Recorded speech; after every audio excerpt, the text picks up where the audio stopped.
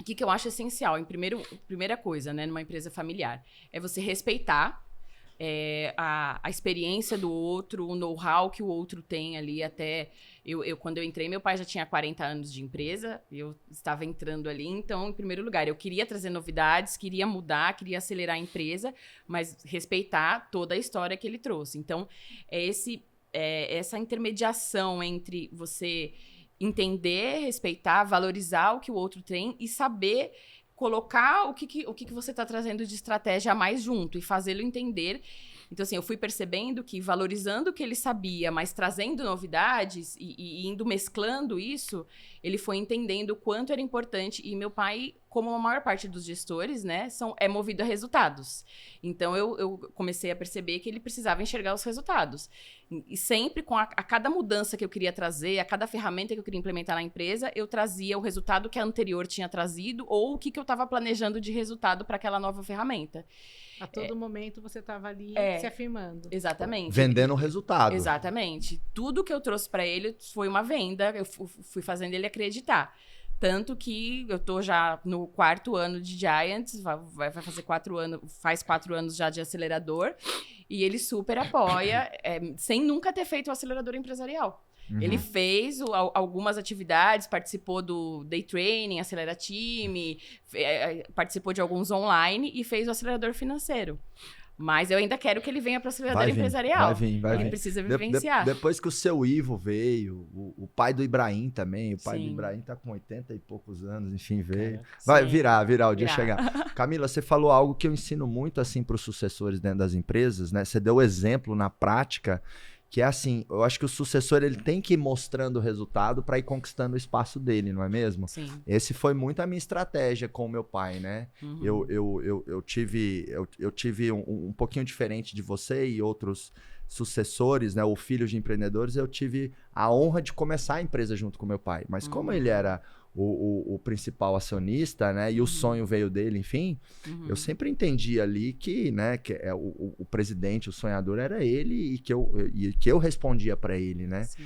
E a forma de ir encontrando o meu espaço e ganhando autonomia foi isso, entregando resultado, vendendo resultado. Então, você que é sucessor, além de gerar o resultado, tem que vender esse resultado, né? E ter paciência, né? E ter paciência. Mostrar a planilhinha, explicar, olha aqui e tal, olha o número, enfim, para você ir conseguindo. E você falou de uma forma também que eu interpretei meio que assim, não é substituir o velho com o novo, é ir mesclando. É juntar duas forças, a sabedoria da experiência e a ousadia da inovação, né? Então, e eu vejo que você conseguiu isso de forma brilhante. Muitos sucessores sofrem muito e às vezes acabam não conseguindo, né? E ganhando espaço, e trazendo, e colocando novas coisas, porque quer brigar muito. Eu falo assim... Quer provar, né? Isso, bater de frente é o pior. Sim. Ah, mas tal coisa tá errada. Mas se aquilo não dá pra mexer, mexe em outra coisa.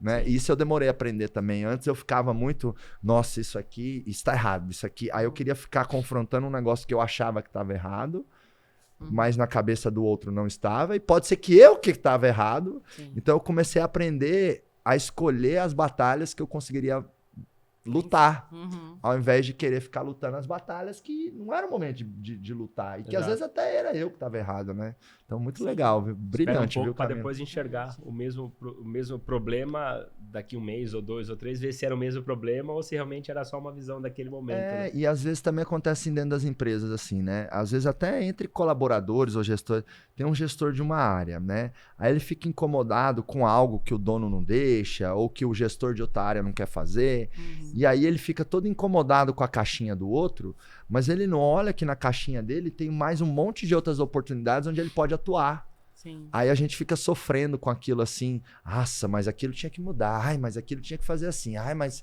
cara, é uma realidade. Olha o mar de oportunidades que tem ali, você tá sofrendo porque não dá para nadar naquela prainha ali, mas tem o litoral inteiro para você desfrutar, né? Então... E é natural você enxergar um outro departamento, como você tá olhando de fora, às vezes um problema que a pessoa não tá vendo, ou ela viu, mas às vezes ela não quer atacar na hora por alguma estratégia, por por alguma opção, né? Isso acontece às vezes na empresa. E de fora é fácil dar pitaco, né, Ronaldo? Exato. Ah, não, mas aquilo ali tá errado e tal. De fora Claro. é que nem comentarista de esporte, né? O comentarista de futebol. Mas, pô, fulano não se preparou e tal, enfim, né? Eu já entrevistei alguns grandes jogadores aqui, eles falam, cara, comentarista é foda, né? O cara não tá no jogo, fala o que ele quer. Fala o que ele quer, né? Enfim. Mas eu vejo que é uma habilidade de visão, porque o empreendedor ele tem a visão sistêmica. Então, não é eu estou no comercial, eu estou no financeiro e a minha caixinha muda de papéis. O tempo todo. O tempo todo. Agora, se não vai acontecer isso que o Marcos falou, daí fica assim, porque não é do meu setor, não é da minha área, porque o gestor tal. E daí leva para o lado pessoal, e quando leva para o lado pessoal, daí fica essa questão que você falou. Não consegue ver o oceano, né? Exatamente. E para você, Gil, como é que faz para ter sucesso na empresa familiar? Bom, lições aprendidas lá de Label Rouge, empresa maravilhosa. Bom, eu acredito que assim, para nós, a primeira coisa é o alinhamento. Então, nós temos alguns alinhamentos. Nós trabalhamos em família. Então, primeiro foi eu e meu marido. Então, nós tivemos que aprender nós dois. Então, no início foi muito difícil. Nós brigávamos na empresa. Daí a gente chegava a ficar uma semana de mal em casa. Por quê? Acontecia alguma coisa na empresa, porque eu sou executora, meu marido é executor. Então, o que acontecia? 2 bicudos, né? Dá problema. Não, 2 pica-pau, se um for dar a picada no outro, né? Nossa. Imagina, ninguém sabe. Então, e daí, nós tínhamos esse conflito de ponto de vista diferentes. Eu não queria ceder, ele não queria ceder, e daí dava uma arranhada e levava para casa. E isso foram alguns anos e eu percebi que isso estava prejudicando o nosso relacionamento. Porque, gente, nós somos um só. E não vai falar assim, sair da empresa e vim aqui, não. E daí, com o tempo, e isso eu fiquei, acho que eu fiquei uns 10 anos nesse ritmo aí, até que durou bastante, até que nós chegamos num acordo e fizemos um alinhamento. Então, qual foi o primeiro alinhamento? Nós decidimos escopo de trabalho. Então, qual é a sua responsabilidade? A minha responsabilidade ficou... Isso já com o Giants? Já com Não. o parceiro? Lá atrás. Lá atrás, 10 anos atrás, eu e meu esposo, o Cláudio.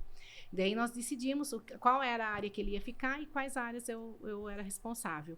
E com isso melhorou o conflito. Por quê? Porque na área dele, tudo que eu vejo ótimo, e na minha área, tudo que ele vê ok. Na reunião que nós fazemos de consultoria, a gente consegue enxergar num todo e um respeita a opinião do outro.